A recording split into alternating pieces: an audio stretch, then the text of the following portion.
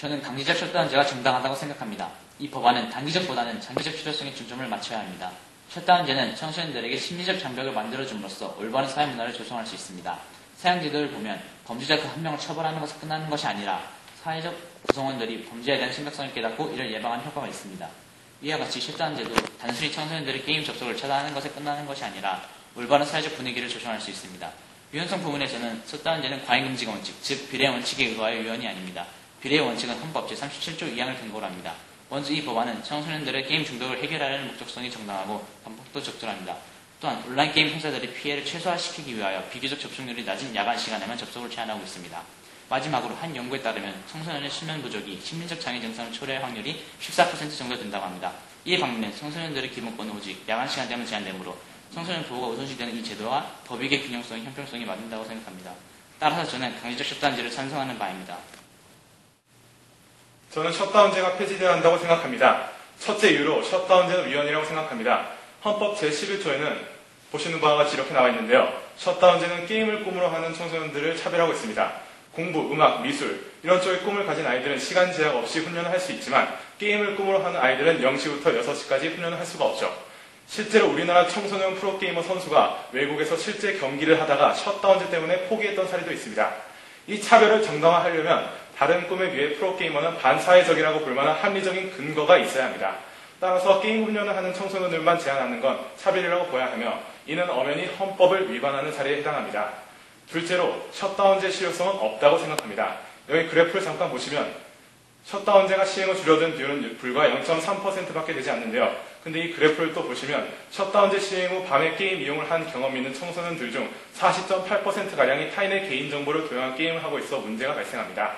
따라서 셧다운제는 헌법으로 보장되는 평등권을 침해하는 데다가 실효성도 없으므로 셧다운제는 폐지되어야 한다고 생각합니다. 네, 그럼 이제 질문을 하겠습니다. 첫 번째로 게임을 꿈으로 하는 학생을 차별한다고 하셨는데 과연 심야 시간대에 게임을 하는 학생 중 진심으로 프로게이머를 정의 희망으로 삼고 있는 학생은 과연 몇 %나 된다고 생각하십니까? 제가 얘기하고자 하는 것은 강제적 셧다운제가 헌법에 위반되는 그 자체가 문제인 것을 말씀드린 것이지 프로게이머가 얼마나 많은가를 따져서 이런 거를 말씀드린 것이 아니라고 말씀드립니다. 네, 그럼 알겠습니다. 그럼 두 번째 질문 하겠습니다.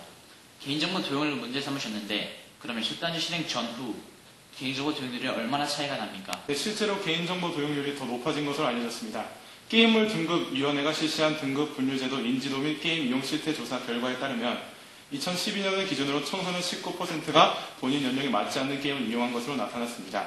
이는 2010년 대비해서 6% 늘어난 수치입니다. 따라서 셧다운제 이후로 개인정보 도용은 더욱 높아진 것입니다. 네, 그럼 제가 질문 드리겠습니다. 아까 입안에서 강제적 셧다운제가 단기적으로보다 장기적으로 실효성을 이제 본다고 말씀하셨는데요. 그렇다면 단기적으로는 실효성이 없다는 점 인정하신 겁니까? 예, 아니로만 대답해 주세요. 예, 단기적으로는 셧다운제 실효성이 없지만 저는 장기적으로 봐야 한다고 말씀드렸습니다. 네, 알겠습니다. 그러면은 강제적 셧다운제가 만들어진 이유는 무엇입니까? 강제적 셧다운제가 만들어진 이유는 청소년들을 게임 중독으로부터 보호하기 위하였다고 말씀드렸습니다. 네, 알겠습니다.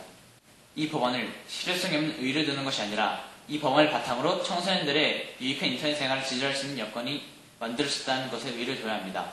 이 법안이 제정되기 전까지는 청소년들의 게임 중독으로부터 보호할 제도가 있었지만 강제적이 아닌 자율적이어서 청소년들은 전혀 그 제도의 혜택을 받지 못했습니다. 그러나 이 법안이 현재 실효성이 떨어질지는 몰라도 강제적이라는 요소를 바탕으로 추후 보완해 가면 청소년들의 게임 중독을 충분히 해결할 수 있을 것이라고 생각합니다. 또한 개인정보 도용 부분에서는 셧다운제가 그 문제의 근본이 아니므로 문제가 없다고 생각합니다. 굳이 근원을 찾자면 금융권과 같이 공인인증서 등을 이용하지 않는 현 개인정보 인증 제도라고 할 수 있습니다. 아까 질의응답에서 셧다운제가 게임 중독을 방지하기 위해서라고 말씀하셨는데 강제적 셧다운제는 침해 최소성 측면에서 문제가 있습니다.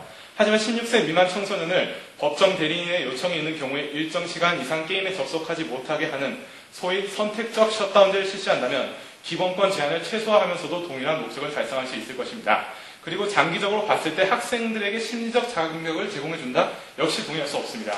여성가족부의 글을 다시 보시면 아시겠지만 청소년이 12시에 게임이 끊기면 이제 게임을 그만해야지 하고 심리적으로 생각이 드는 게 아니고 부모님에게 허락을 맡아서든 타인의 개인정보를 도용을 해서든 심야 시간에 결국 게임을 하게 된다 이 말입니다. 강제적 셧다운제보다는 부모의 교육권을 보장할 수 있는 기본권을 보장할 수 있는 선택적 셧다운제가 더욱 바람직한 제도라고 볼 수 있습니다.